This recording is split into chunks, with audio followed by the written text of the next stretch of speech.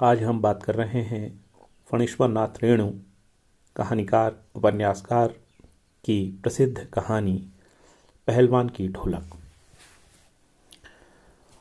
मित्रों, जीवन सुख और दुख से भरा है, पर साहित्य दुखवाद का प्रतीक होता जा रहा है या प्रतिक्रिया खींचने के लिए दुख के अतिरेक का नाटक करता हुआ दिखाई पड़ता है। लेकिन केवल संयोग और केवल सुख का अतिरेक हमें मनुष्य के स्तर से गिरा देता है, तो ठीक उसी प्रकार केवल दुख और केवल दुख का बोझ और दुख का अतिरेक हमें उम्मीद वाले मनुष्य के स्तर से गिरा देता है। एक प्रलय और महाप्रलय जिंदगी की सच्चाइयां रही हैं। इन्हीं अंधेरों, इन्हीं प्रलय के बीच मनु बचता है और मनुष्यता को बचाता है।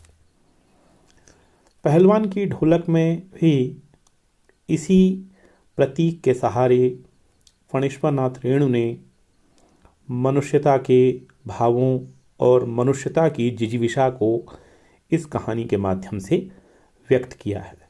किस तरह एक व्यक्ति जब सभी दिशाओं से दुख उस पर टूट पड़ता है, प्रहार करता है, वह किस प्रकार दुख से ताकत पाता है, किस तरह दुख से लड़ता है, यह इस कहानी में व्यक्त हुआ है। आइए सुनते हैं कहानी पहलवान की ढोलक। जाड़े का दिन, अमावस्या की रात ठंडी और काली। मलेरिया और हैजे से पीड़ित गांव भयार्त शिशु की तरह थर-थर कांप रहा था। पुरानी और उजड़ी बांस फूस की झोपड़ियों में अंधकार और सन्नाटे का सम्मिलित साम्राज्य, अंधेरा और निस्तब्धता। अंधेरी रात चुपचाप आंसू बहा रही थी। निस्तब्धता करुण सिसकियों और आहों को बलपूर्वक अपने हृदय में ही दबाने की चेष्टा कर रही थी। आकाश में तारे चमक रहे थे। पृथ्वी पर कहीं प्रकाश का नाम नहीं। आकाश से टूटकर यदि कोई भावुक तारा पृथ्वी पर जाना भी चाहता तो उसकी ज्योति और शक्ति रास्ते में ही शेष हो जाती थी। अन्य तारे उसकी भावुकता अथवा असफलता पर खिलखिलाकर हंस पड़ते थे। सियारों का क्रंदन और पेचक की डरावनी आवाज कभी कभी निस्तब्धता को अवश्य भंग कर देती थी। गांव की झोपड़ियों से कराहने और कै करने की आवाज, हरे राम, हे भगवान के टेर अवश्य सुनाई पड़ती थी। बच्चे भी कभी कभी निर्बल कंठों से माँ माँ पुकार कर रो पड़ते थे, पर इससे रात्रि की निस्तब्धता में विशेष बाधा नहीं पड़ती थी। कुत्तों में परिस्थिति को ताड़ने की एक विशेष बुद्धि होती है। वे दिन भर राग के घूरों पर गठरी की तरह सिकुड़कर मन मार कर पड़े रहते थे। संध्या या गंभीर रात्रि को सब मिलकर रोते थे। रात्रि अपनी भीषणताओं के साथ चलती रहती और उसकी सारी भीषणता को ताल ठोक कर ललकारती रहती थी। सिर्फ पहलवान की ढोलक संध्या से लेकर प्रातःकाल तक एक ही गति से बजती रहती। चढ़धा किड़धा, चढ़धा किड़धा, यानी आजा भिड़ जा, आजा भिड़ जा। बीच बीच में चटाक छठधा, चटाक चढ़धा, यानी उठाकर पटक दे, उठाकर पटक दे। यही आवाज मृत गांव में संजीवनी शक्ति भरती रहती थी।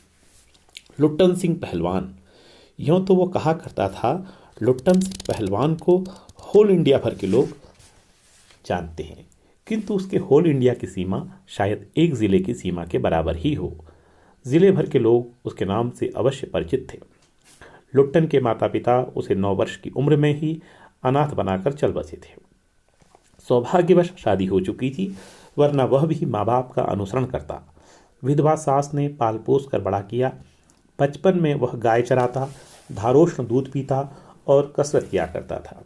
गांव के लोग उसकी सास को तरह तरह की तकलीफ दिया करते थे। लुट्टन के सिर पर कसरत की धुन लोगों से बदला लेने के लिए ही सवार हुई थी।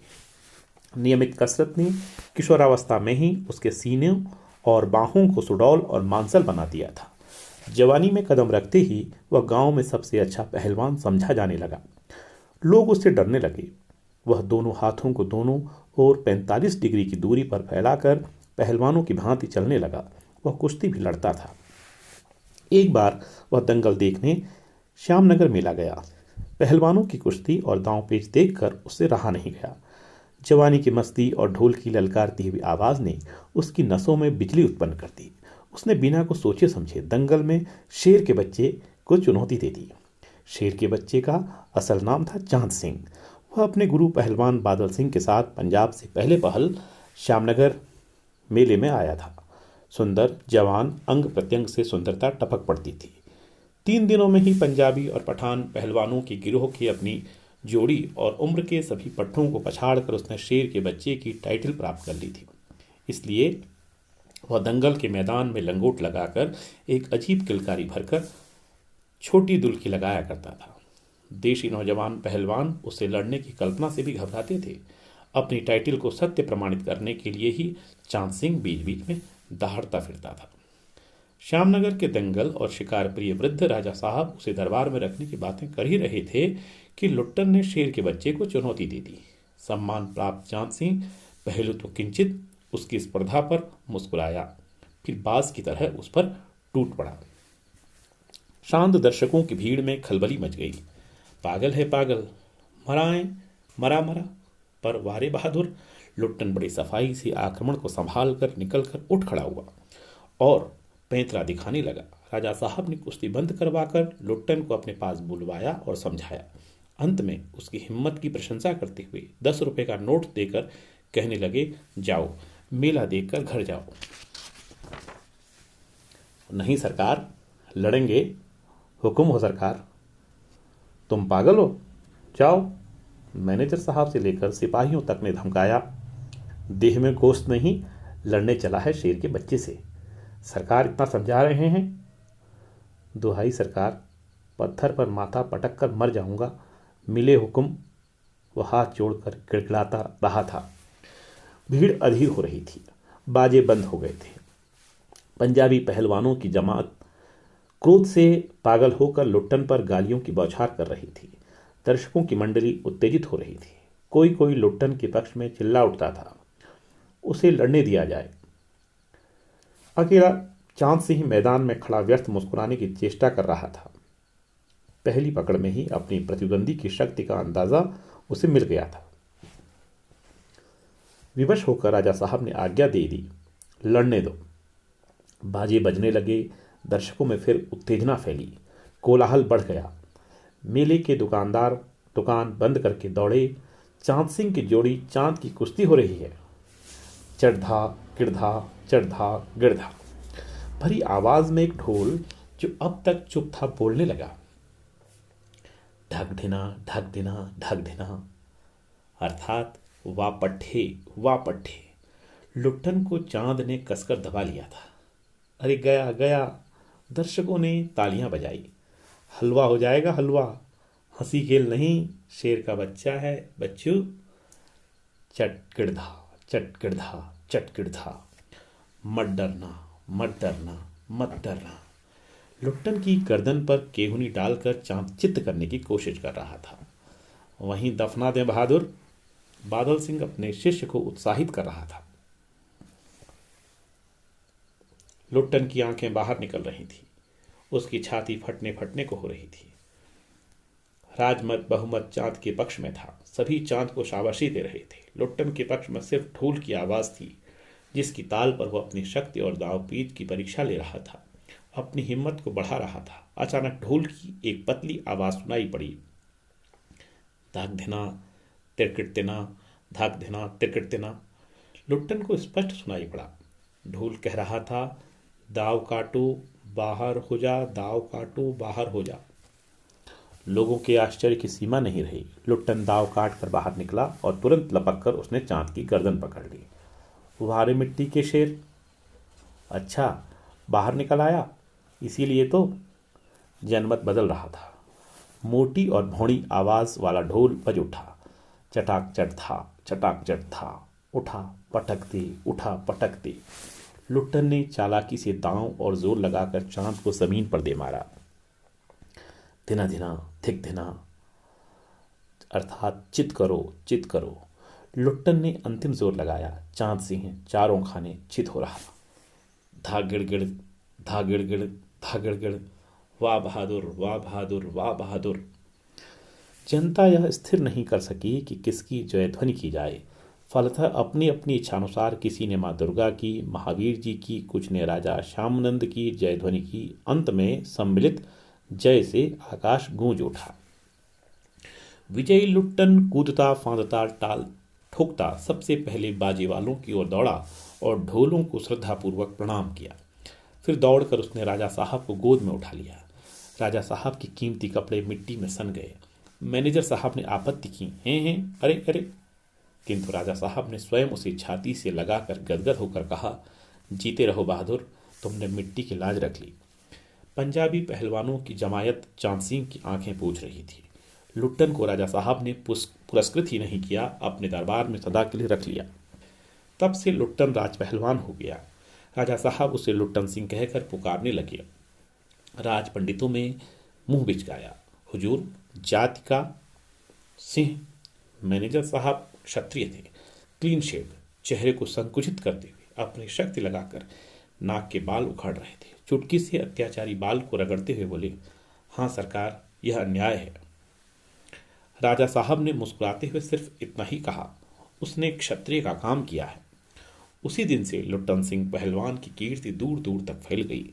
पौष्टिक भोजन और व्यायाम तथा राजा साहब की स्नेह दृष्टि ने उसकी प्रसिद्धि में चार चांद लगा दिए। कुछ वर्षों में ही उसने एक एक कर सभी नामी पहलवानों को मिट्टी सुंघाकर आसमान दिखा दिया। काला खां के संबंध में यह बात मशहूर थी कि वह ज्यों ही लंगोट लगाकर आली कहकर अपनी प्रतिद्वंदी पर टूटता है, प्रतिद्वंदी पहलवान को लकवा मार जाता है। लुट्टन ने उसको भी पटक कर लोगों का भ्रम दूर कर दिया। उसके बाद से वह राज दरबार का दर्शनीय जीव ही रहा।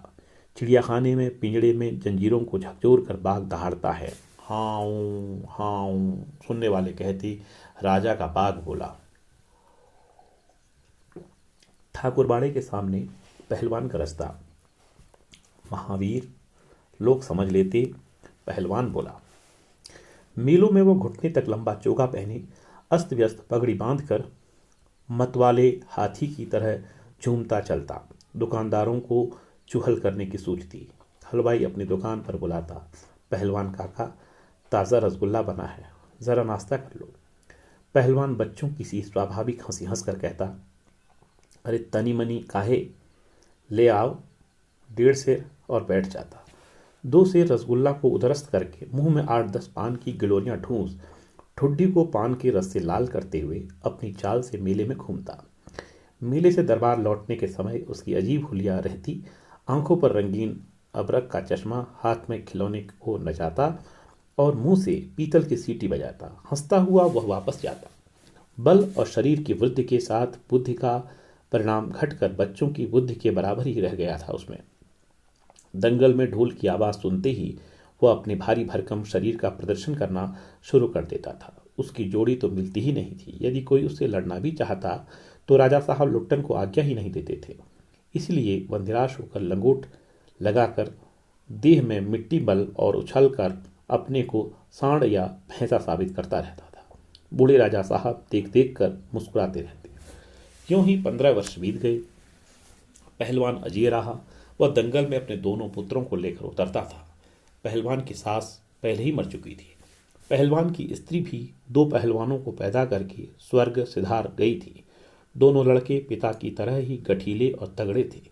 दंगल में दोनों को देखकर लोगों के मुंह में अनायास ही निकल पड़ता, वाह, बाप से भी बढ़कर निकलेंगे हैं दोनों बेटे। दोनों ही लड़के राज दरबार के भावी पहलवान घोषित हो चुके थे, अतः दोनों का भरण पोषण दरबार से ही हो रहा था।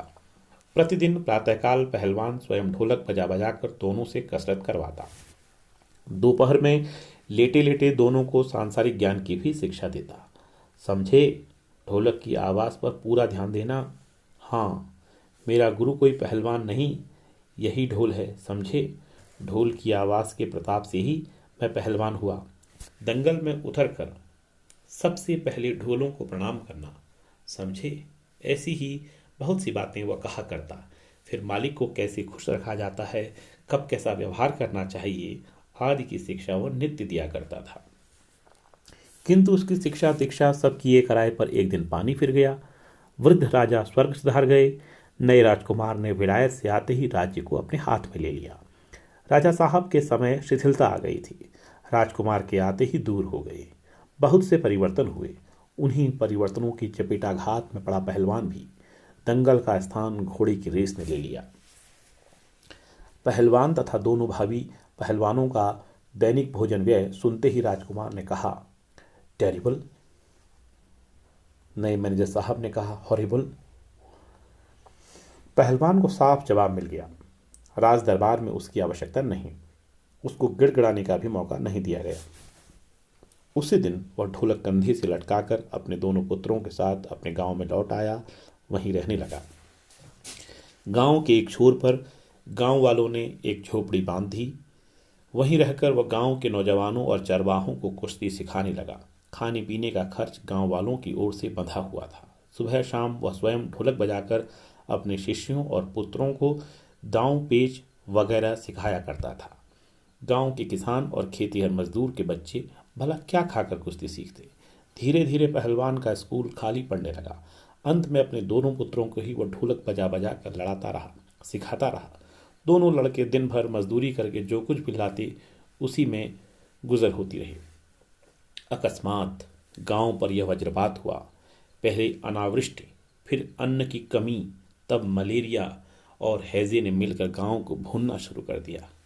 गांव प्राय सूना हो चला था। घर के घर खाली पड़ गए थे। रोज 2-3 लाशें उठने लगीं। लोगों में खलबली मची हुई थी।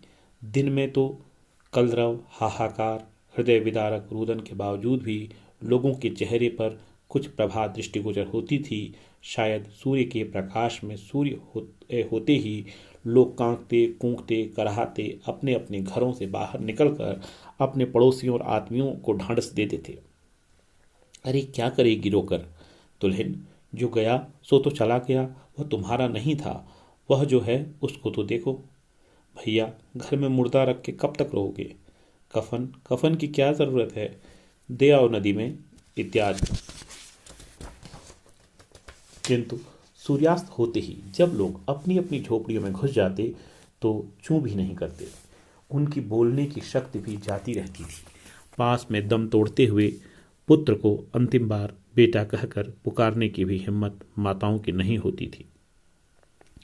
रात्रि की विभीषिका को सिर्फ पहलवान की ढोलक ही ललकार कर चुनौती देती रहती थी। पहलवान संध्या से सुबह तक चाहे जिस ख्याल से ढोलक बजाता हो, किंतु गांव के अर्धमृत औषधि उपचार पथ्य विहीन प्राणियों में वह संजीवनी शक्ति ही भरती थी। बूढ़े बच्चे जवानों की शक्तिहीन आंखों के आगे दंगल का दृश्य नाचने लगता था। स्पंदन शक्ति शून्य स्नायुओं में बिजली दौड़ जाती थी। अवश्य ही ढोलक की आवाज में न तो बुखार हटाने का कोई गुण था, न महामारी की सर्वनाश शक्ति को रोकने की शक्ति ही। पर इसमें संदेह नहीं कि मरते हुए प्राणियों को आंख मूंदते समय कोई तकलीफ नहीं होती थी। मृत्यु से वे डरते नहीं थे। जिस दिन पहलवान के दोनों बेटे क्रूर काल की चपेटाघात में पड़े, असह्य वेदना से छटपटाते हुए दोनों ने कहा था, बाबा उठा पटक दो वाला ताल बजाओ। चटाक चट था। सारी रात ढोलक पीटता रहा पहलवान। बीच बीच में पहलवानों की भाषा में उत्साहित भी करता था, मारो बहादुर। प्रातःकाल उसने देखा, उसके दोनों बच्चे जमीन पर निस्पंद पड़े हैं। दोनों पेट के बल पड़े हुए थे। एक ने दांत से थोड़ी मिट्टी खोद ली थी।